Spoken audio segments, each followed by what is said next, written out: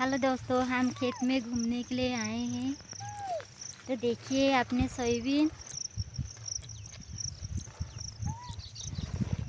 तो छोटा सा ब्लॉग बना ही रहे, छोटा सा ब्लॉग बनाने जा ही रहे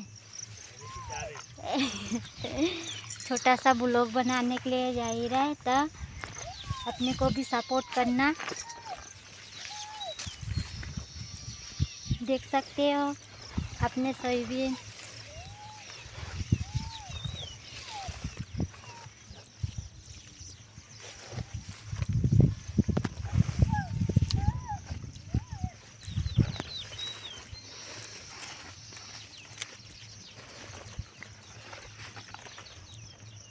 हेलो दोस्तों, आप लोग का स्वागत है।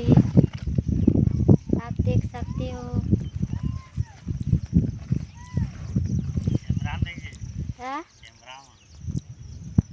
कैमरा भीतर का ऐसे